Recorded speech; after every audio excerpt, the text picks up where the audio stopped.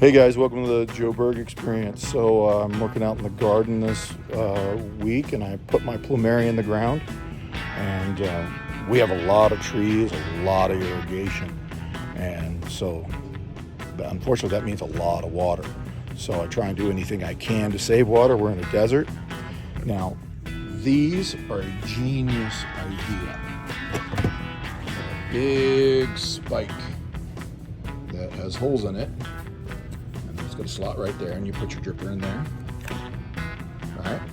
And then it fills up with water, and it gets the water directly down to the root system.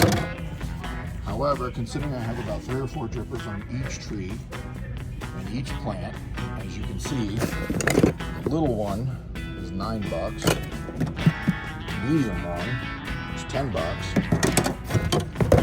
and the really big one, I thought it was more than that, but that says $10.28. So I have scrap PVC at home. I just needed a couple caps, and I'll show you my solution to do the same thing, but for under $1. All right, so we're back from Lowe's. I've got all my supplies here. What you're going to need for this project is, I've got a little scrap piece of 3/4 inch PVC.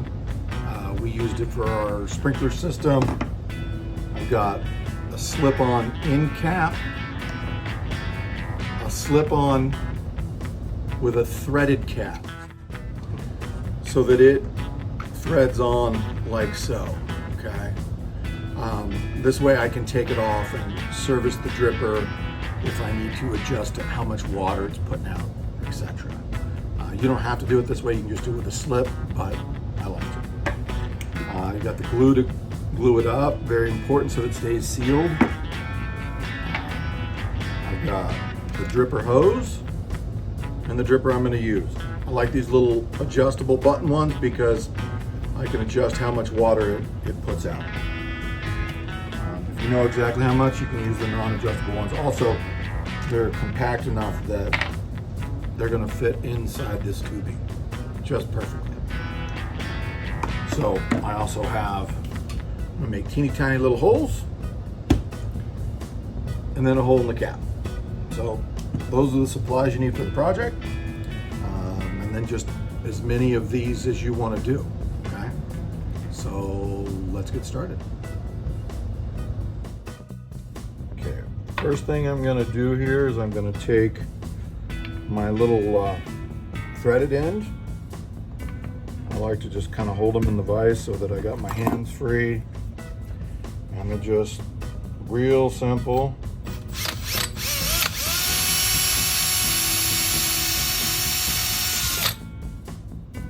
Nice and easy. I want to make sure that I need to, oh, actually that's just about perfect. I like it. This will not require much silicone at all.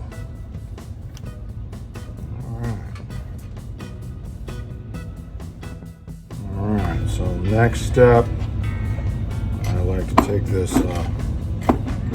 once again, use my vise to hold on to it, not too tight or you'll break the PVC obviously.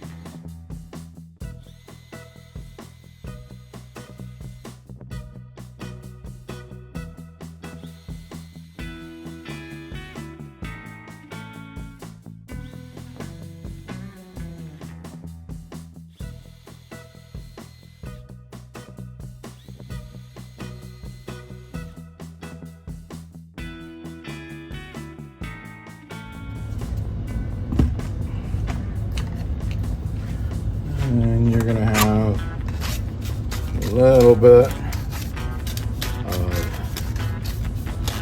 trimmings in there. Just clean those out.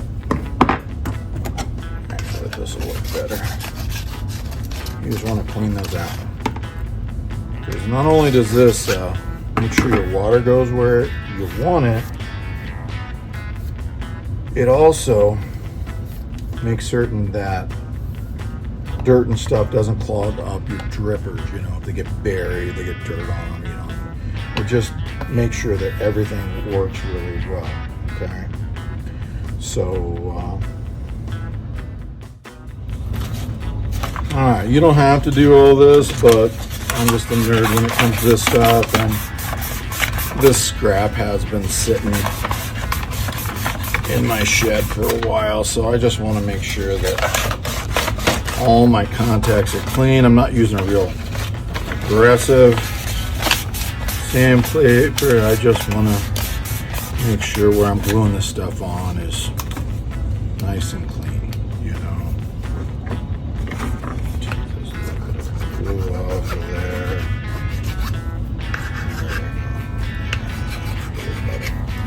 Alright, so if you haven't used this before, this is the purple primer, and then your glue. So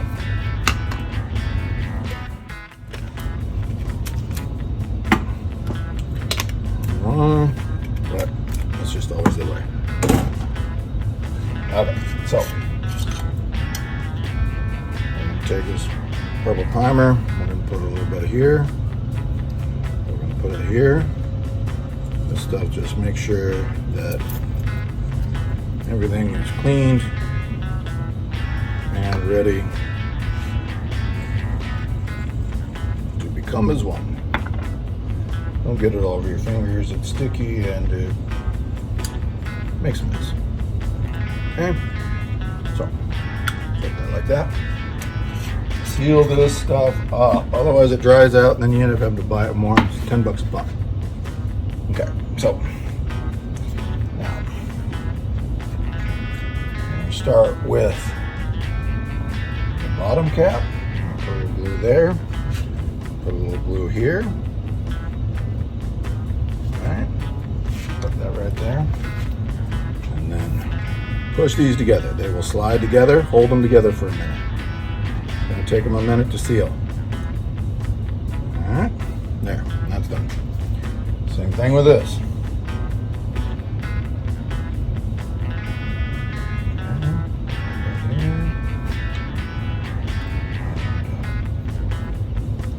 Put a little bit there.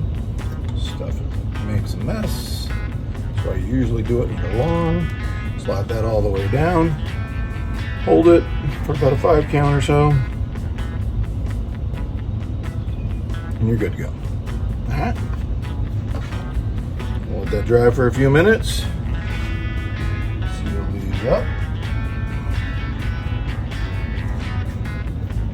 I was storing these in my shed, but my shed gets so hot, I'm going to store these in my garage so that hopefully I don't have to buy them again. That's all we got to do out here. Next step, the backyard. So I slid this through here. I was going to silicone it, but man, that hole is just so spot on.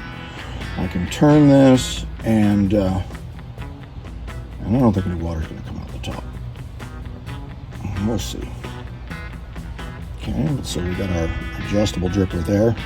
Now, to be honest, this had a little dog ears for you to grab onto it. I took some kitchen shears and just shaved them off so that it was round all the way around so that it would get through there easily.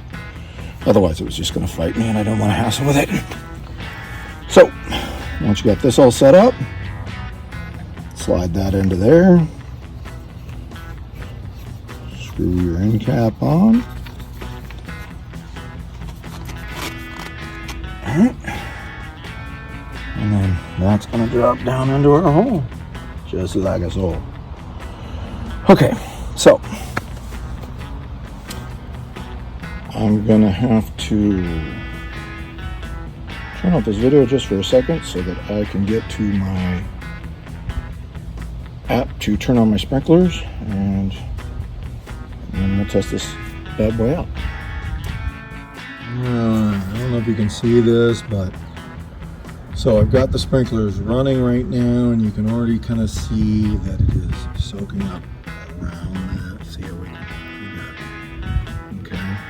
You know, granted there was a little water there before, but so that is just putting all the water down below, and then this is going to get covered. And then again, this all is going to get covered in mulch as well. And so that gets the water down where you want it. But, you know, so you're not wasting water. It also keeps dirt out of your drippers, keeps them nice and clean, and keeps it, you know, puts the water right where you want it.